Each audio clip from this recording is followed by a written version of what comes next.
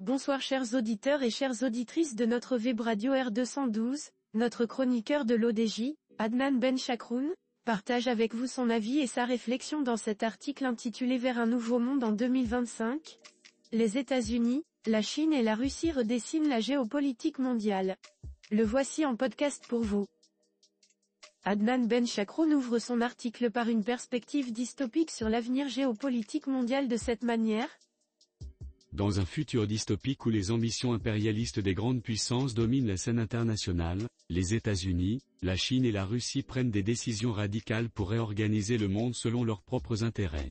Entre expansion territoriale agressive et pacte géopolitique secret, l'équilibre mondial vacille sous le poids des ambitions hégémoniques. Deux scénarios se dessinent, un monde fragmenté par des annexions unilatérales ou un nouvel ordre mondial négocié à travers un Yalta 2.0. Dans un monde où les tensions atteignent leur paroxysme, les États-Unis, la Chine et la Russie adoptent des stratégies d'expansion sans précédent pour affirmer leur domination. Notre ingénieur explore ensuite le premier scénario en détaillant les stratégies expansionnistes des grandes puissances ainsi. Les États-Unis, l'hégémonie nord-américaine est stratégique. Les États-Unis, en quête d'un contrôle total sur l'hémisphère occidental, annexeraient le Canada, le Groenland et le canal de Panama. Cette expansion répondrait à des enjeux multiples, sécuriser les ressources naturelles du Canada, renforcer leur présence dans l'Arctique via le Groenland et garantir un contrôle stratégique sur le commerce mondial en prenant le canal de Panama. Ces actions, justifiées par des impératifs économiques et sécuritaires, transformeraient les États-Unis en une hyperpuissance continentale. Mais elles susciteraient également des tensions avec leurs alliés européens, notamment le Danemark, et mettraient en péril la souveraineté des nations annexées. Poursuivant son analyse, Adnan Benchakroun se penche sur la Chine et sa détermination à récupérer Taïwan. La Chine, le retour de Taïwan.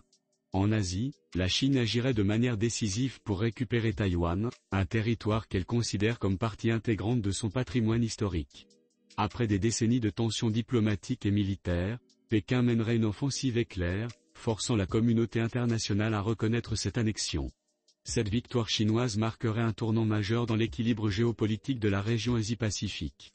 En dépit des sanctions économiques et des protestations internationales, la Chine sortirait renforcée, imposant son influence sur ses voisins et consolidant son rôle de superpuissance régionale.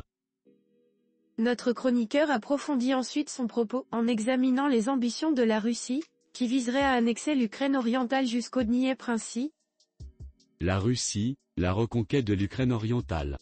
Pendant ce temps, la Russie mènerait une campagne militaire agressive pour annexer toute l'Ukraine orientale jusqu'au Dniepr, y compris Odessa. Cette avancée stratégique garantirait à Moscou un contrôle total sur la mer Noire et renforcerait sa présence en Europe de l'Est.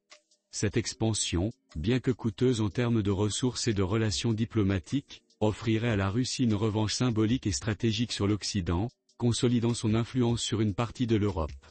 Cependant, elle alimenterait des divisions profondes au sein de l'Union européenne et affaiblirait l'OTAN. Adnan Benchakroun propose ensuite un deuxième scénario où ces puissances choisiraient la coopération plutôt que la confrontation de cette manière. Le pacte des géants, un nouveau Yalta. En parallèle, un autre scénario envisage une coopération inattendue entre ces trois puissances.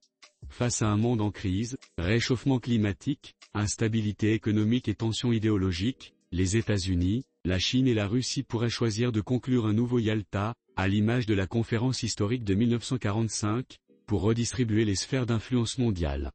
Dans ce pacte, Washington obtiendrait une domination totale sur les Amériques et les routes de l'Atlantique Nord, y compris le Groenland et le canal de Panama. Cette position consolidée permettrait aux États-Unis de garantir leur suprématie économique et militaire sur l'hémisphère occidental. De son côté, la Chine récupérerait officiellement Taïwan et renforcerait sa mainmise sur la mer de Chine méridionale.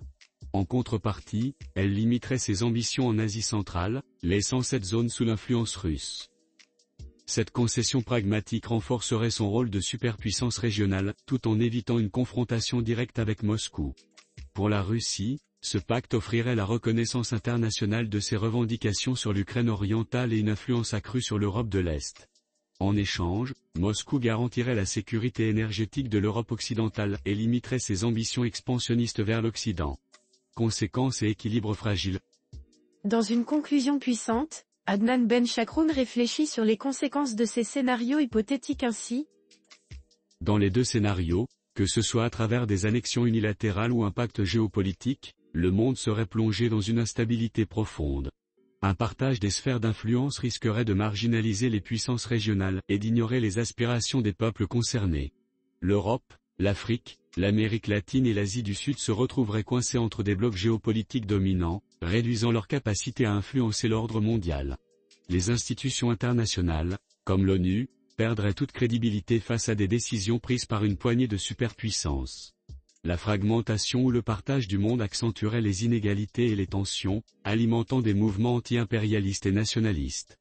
Ces scénarios hypothétiques, bien que dystopiques, posent des questions fondamentales sur l'avenir de la gouvernance mondiale.